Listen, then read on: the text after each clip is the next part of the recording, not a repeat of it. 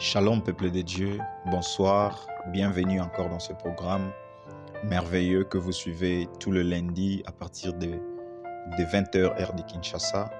Nous avons l'honneur de vous le présenter encore ce soir par la grâce de Dieu pour partager une pensée de la Bible que l'Éternel a mis dans notre cœur. Mais avant tout, je vais nous demander de prier ensemble l'Éternel. Père notre Dieu, te bénissons et nous te rendons grâce pour ces instants, pour ces moments que tu nous accordes pour partager une pensée de la Bible, une pensée de ta parole, afin que nous puissions, Éternel Dieu Tout-Puissant, en ressortir avec force et que nous puissions avoir et trouver en elle tout ce qu'il nous faut pour affronter des réalités, des situations, mais aussi placer toute notre confiance en toi, l'Éternel, notre Père, car nous savons que tu nous aimes et tout ce que tu fais est bon pour nous.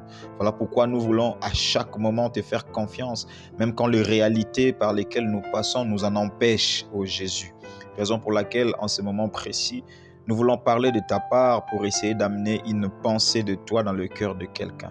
Yahweh, utilise-nous, que ton esprit nous assiste et nous accompagne pour que cette parole, éternelle Dieu Tout-Puissant, avec toute la puissance qui l'accompagne, Jésus transforme et transperce quelqu'un, Jésus. Je t'en prie, viens nous assister, nous avons besoin de toi. Que le Saint-Esprit soit notre guide, au nom de Jésus-Christ. Amen. Bienvenue encore dans ce programme. J'étais en train de dire, je suis le frère Gloire Kianda, qui vous les présente très souvent, ou sinon toujours depuis là. Et par la grâce de Dieu, nous allons partager autour d'un sujet que j'ai appelé la consolation de Dieu. Je l'ai appelé la consolation de Dieu parce que nous savons que c'est la meilleure des consolations. Mais avant tout, j'aimerais lire avec vous un texte. Si vous pouvez ouvrir vos Bibles, je suis dans le livre de 2 Corinthiens, chapitre 1er, du 3e au 7e verset. Paul dit quelque chose de merveilleux là-dedans. Il dit « Béni soit Dieu, le Père de notre Seigneur Jésus-Christ, le Père des miséricordes. » Et il dit « Et le Dieu de toute consolation. » J'aimerais que tu comprennes ce qu'il dit, toute consolation. Donc, toute forme de consolation, il en est le Dieu de toute consolation, qui nous console dans toutes nos afflictions. Ça veut dire à l'exception d'aucune. Dans toutes nos afflictions, afin que, par la consolation dont nous sommes l'objet de la part de Dieu, nous puissions consoler ceux qui se trouvent dans quelque affliction. Car, de même que les souffrances de Christ abondent en nous, de même notre consolation en abonde par Christ. Si nous sommes affligés, c'est pour votre consolation et pour votre salut. Si nous sommes consolés, c'est pour votre consolation, qui se réalise par la patience à supporter les mêmes souffrances que nous endurons.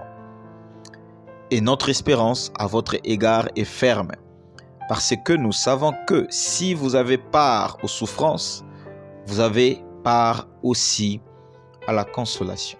J'aime cette dernière phrase que Paul utilise. Il dit, si vous avez part à la souffrance, sachez que vous avez également part à la consolation. Ainsi, j'aimerais parler de la consolation de Dieu.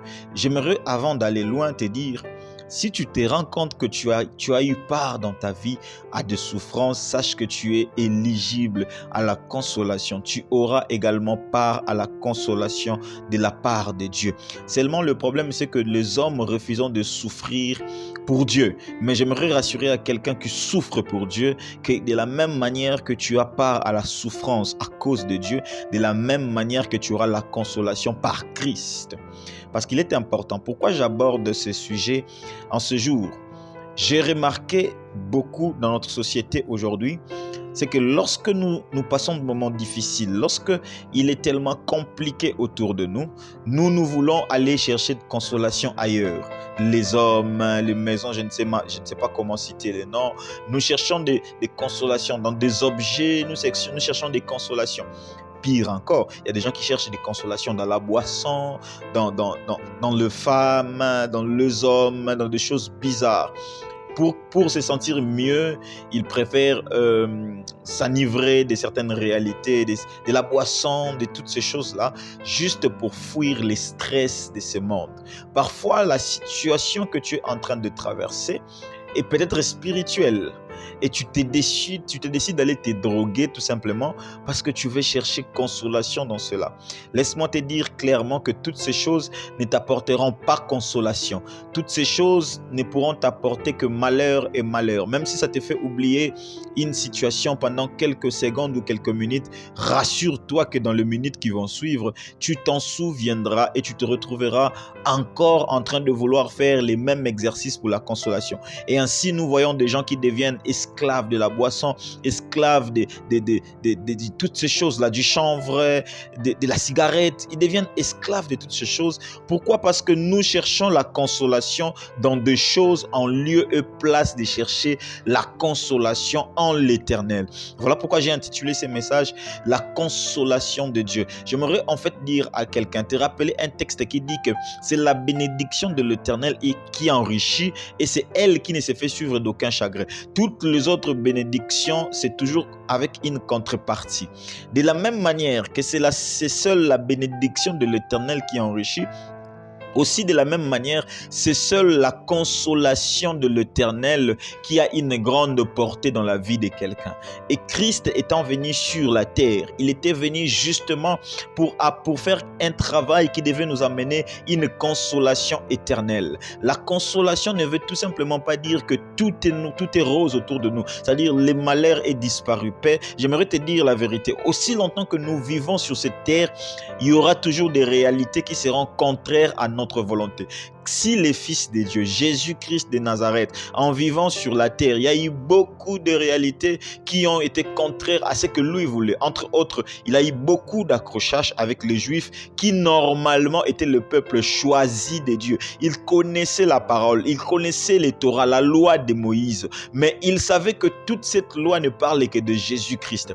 Mais juste par le simple fait que Jésus n'était pas venu de la manière où eux, ils y attendaient, parce qu'ils attendaient un roi, il est venu comme un fils de charpentier. Tout simplement, ça crée une discordance entre lui et les Juifs.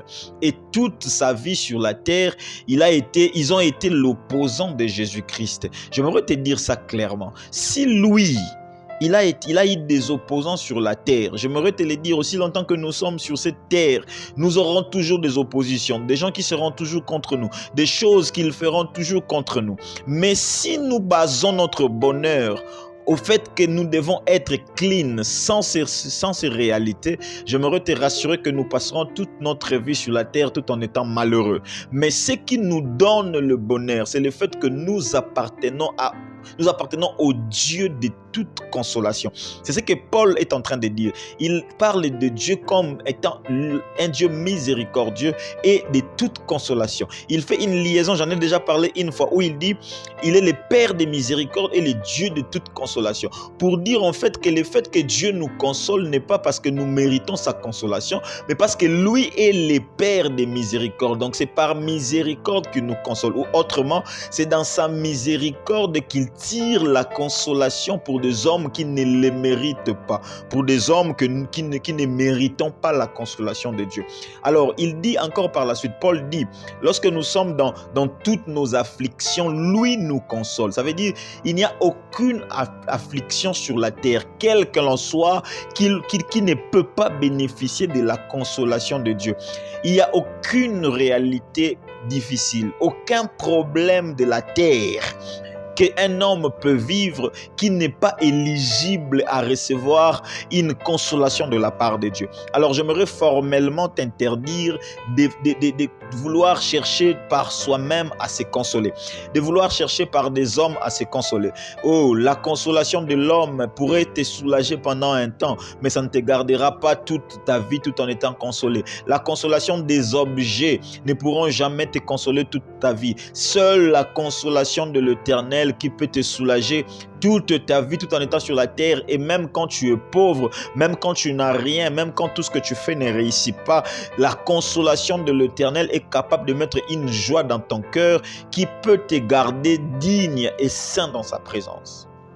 Le plus grand piège de l'ennemi sur cette terre, c'est nous faire croire que lorsque nous sommes dans des situations compliquées, Dieu ne peut rien faire pour nous.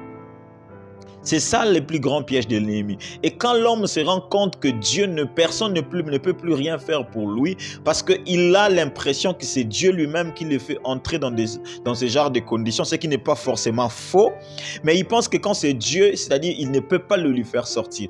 Qui est ce Dieu-là qui t'introduit dans une réalité dans laquelle il est incapable de te faire sortir? Est-ce que Dieu ne t'aime-t-il pas pour te faire entrer dans une réalité dont il est incapable lui-même de te faire sortir? N'est-ce pas le Dieu tout-puissant devant qui l'impossible ni l'incapacité n'a pas le droit de réclamer des choses devant lui?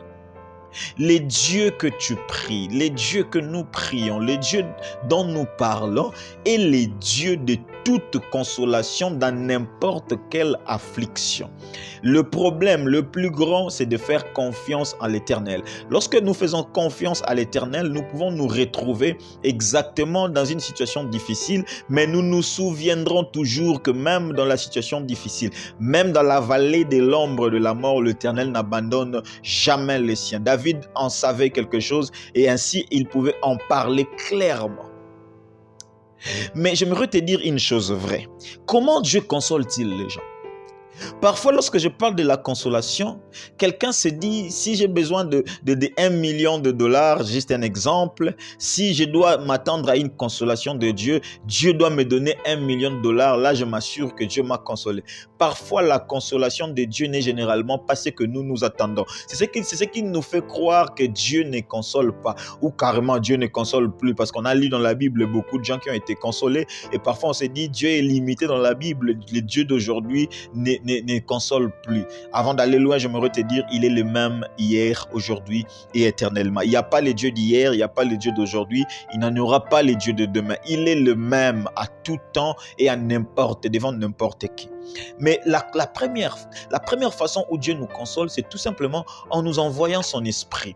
Tu ne peux pas réaliser quelle est la joie que nous ressentons lorsque nous savons qu'il y a un homme à l'intérieur, il y a une personne, allais-je dire, à l'intérieur de nous qui veille sur notre vie, notre conduite, sur tout ce que nous devons faire et tout ce qui doit nous arriver. Et ça, c'est la meilleure consolation que tu peux recevoir de la part de Dieu, le Saint-Esprit. Ainsi, j'aimerais demander à quelqu'un, s'il y a une personne qu'il faut désirer, redésirer, redésirer à tout moment, qu'il soit en l'intérieur et avec toi et en toi à tout moment, n'importe où et n'importe quand, c'est le Saint-Esprit. C'est le meilleur consolateur. Quand vous lisez la Bible, il dit aux disciples, il est avantageux pour vous que je m'en aille. Si je ne m'en veux pas, le consolateur ne viendra pas. Il conclut en disant, c'est lui qui vous conduira dans la vérité. Paul disait que je veux faire le bien, je veux marcher dans la vérité, mais je sens dans mes membres, dans mon homme intérieur, je sens que je peux le faire, mais dans mon homme extérieur, je sens comme une loi qui est condamnée à ma chair. Il s'est dit misérable qu'il était, qui pouvait le séparer de cette loi de péché? Mais heureusement que Christ nous a envoyé son esprit, parce que lui, son esprit est capable de nous sortir de n'importe quelle situation compliquée. Il l'a appelé les consolateurs, parce qu'il nous conduit dans la vérité tout entière, sachant qu'il ne nous parle pas seulement, tout ce qu'il aurait entendu de Dieu, de Jésus-Christ, il nous le rappelle, il nous révèle les choses à venir, et il nous convainc sur ce qui concerne le péché. Il n'y a pas un mieux consolateur que le Saint-Esprit. Ainsi, j'aimerais prier à quelqu'un. S'il y a une prière qu'il faut toujours faire, c'est Saint-Esprit prend l'espace la plus grande espace dans le plus grand espace, allais-je dire, prends le plus grand espace dans ma vie afin que je puisse vivre selon tout le mouvement que tu seras en train de déclencher dans ma vie, de telle enseigne que mes pas, mes dires, mes faire, tout soit contrôlé par l'Esprit. Ainsi, j'aimerais te rassurer une chose, que si tu as Jésus-Christ, si tu as l'Esprit de Dieu comme étant le consolateur, alors tu peux te rassurer, peu importe ce qui se passe autour de toi, tu es dans la joie. Mais la deuxième façon où Dieu nous dédommage, il ne faut pas seulement dire, où Dieu nous console, il ne faut pas seulement dire que Dieu nous envoie seulement l'Esprit. Même quand on a besoin de ceci, lui nous envoie seulement l'Esprit. Même quand on a perdu, parce qu'il y a de ces gens qui ont perdu certaines choses et qui cherchent la consolation auprès de Dieu. Et on se dit, même quand on a perdu quelque chose, il y a seulement le Saint-Esprit. Non, la Bible nous montre clairement que Dieu nous console également en nous dédommageant. les années même que nous avons perdues. Quand vous lisez Joël chapitre 2, le verset 25, il en parle. Il dit, je dédommagerai, je vous remplacerai les années qu'ont dévoré la sauterelle. C'est-à-dire, il sait que par des moments difficiles, il y a de ces temps où nous passons par des moments très difficiles où on a besoin de la consolation. Mais pendant le moment difficile, nous perdons beaucoup de choses. Mais lorsque je parle du dédommagement, des remplacements, il n'y a pas seulement le remplacement dans le sens où tu avais un, on te remplace un. Souvenez-vous de l'histoire de Job, il a perdu tout d'un clin d'œil. Il a passé des moments difficiles, mais quand il devait être consolé par Dieu, il a eu plus que ce qu'il avait perdu. Ça, c'est le principe de Dieu. Si on accepte de souffrir avec Dieu, de perdre certaines choses, des petites choses avec Dieu, quand l'Éternel nous le remplace, il ne nous le remplace pas à la même quantité de ce que nous avions, parce que ce qu'il nous donne en ce moment-là a très souvent sa taille. N'oubliez pas que la gloire de la seconde maison, elle est toujours plus grande et plus prestigieuse que celle de la première saison. Ainsi, j'aimerais te dire clairement que lorsque tu acceptes que certaines choses t'arrivent parce que tu sais que l'Éternel Dieu est le Dieu de toute consolation, quand sa consolation arrive, elle fait oublier tout le moment difficile par lequel tu étais passé. Ça, c'est la merveilleuse nouvelle que j'aimerais t'annoncer ce soir, que l'Éternel est capable, il est capable de te remplacer même tout ce que tu avais perdu. Et quand je parle de remplacer, je ne parle pas seulement de choses. Il y a également une troisième façon où Dieu console les hommes. Il nous compense même certaines relations perdues. Parce qu'il y a aussi une réalité compliquée où les hommes refusent catégoriquement de perdre certaines personnes parce qu'ils nous sont tellement chers. Même quand ils nous amènent dans la perdition, ils nous sont tellement chers à cause d'une chose ou d'une autre. On s'y accroche, on s'accroche à eux et on ne veut pas le perdre. Parfois, Dieu nous a parlé plusieurs fois d'abandonner, de briser une relation. Mais j'aimerais te dire aujourd'hui clairement que Dieu ne récompense pas seulement, ou Dieu ne console pas seulement en t'arrachant et en te donnant le Saint-Esprit ou encore en te remplaçant les objets ou les choses. Il nous remplace également les personnes. Il nous compense par rapport aux relations. Quand vous lisez clairement Genèse chapitre 24, si vous descendez vraiment, je crois le dernier ou l'avant-dernier verset, le verset 67, la Bible dit quand on a amené Rebecca à Isaac, Isaac a parlé de la consolation. Il a dit qu'il était consolé parce que depuis tous ces temps, il venait de perdre sa mère. Isaac avait perdu sa maman. Et quand on a amené Rebecca, Isaac a vu en Rebecca la consolation à cause de la maman qu'Isaac avait perdue. La relation de mère et fils qui existait entre Sarah et Isaac, Isaac l'a retrouvée en lui et Rebecca. Mais ce n'était pas la même relation parce que Sarah était sa maman, mais Rebecca était sa femme. Mais dans la dimension de son cœur, il a pu constater que la présence de Rebecca était une consolation à cause de la perte de celle qui était ma mère. J'aimerais dire à quelqu'un, n'aie pas peur de perdre certaines relations.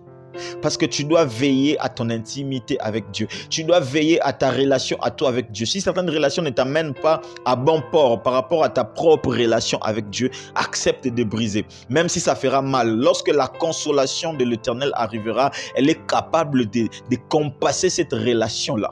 Comme ça a été fait avec Isaac. Ainsi, j'aimerais conclure en te disant ceci. Peu importe, je t'ai parlé de 3. Et ces 3 choses dont je t'ai parlé, ça fait partie de la vie courante. Mais il y en a plusieurs. Rappelle-toi tout simplement que c'est dans toutes les afflictions que l'Éternel est capable de nous amener la consolation parce qu'il est le Dieu de toute consolation. Alors, en lieu et place de se mettre à pleurer, à chercher la consolation ailleurs, de chercher sa propre consolation, c'est-à-dire la consolation en soi-même. Place ta confiance en Dieu, car il est le seul capable de t'amener une consolation. Ainsi, pour conclure, je te dirai, il y a une personne qui est éligible à la consolation de Dieu. C'est cette personne qui a placé toute sa confiance, même dans la période la plus difficile de sa vie, en Jésus-Christ. Place ta confiance en Jésus-Christ. Peu importe ce que tu traverses, peu importe ce qui se passe, crois toujours qu'il est le Dieu de toute consolation. Et qu'en en son temps voulu, au moment opportun, il t'apportera sa consolation. Et quand il console le cœur, ça fait oublier partout où nous sommes passés. Les cas de Job et les cas de plusieurs personnes dans la Bible. Et je crois et je prie au nom de Jésus-Christ que le Dieu dont nous parlons, le Dieu dont nous prions, t'apporte la consolation au nom de Jésus-Christ. Seigneur, je prie au nom de Jésus, les dieux de toute consolation, toi qui nous consoles dans toutes les afflictions. Tu as, Éternel Dieu Tout-Puissant, inspiré cette parole pour ton peuple. Il traverse, ton peuple, des saisons de sécheresse, des saisons de manque, de mépris, de rejet. Père, je sais, des pertes, mais je sais que tu es capable de tout remplacer et tout compenser. Car ta consolation est un package qui amène tout ce que l'homme a besoin en moment voulu pour son bien-être. Père, je te prie de consoler la vie de quelqu'un, de consoler le cœur de quelqu'un, de consoler une famille, de consoler une personne. Car ta consolation, elle est suffisante pour amener la joie et faire oublier la peine. Je te prie ainsi au nom de Jésus-Christ. Amen. Que Dieu vous bénisse énormément. J'étais très heureux de vous le présenter encore ce programme en ce jour. Je vous revois le lundi prochain pour un nouveau numéro. Que Dieu vous bénisse.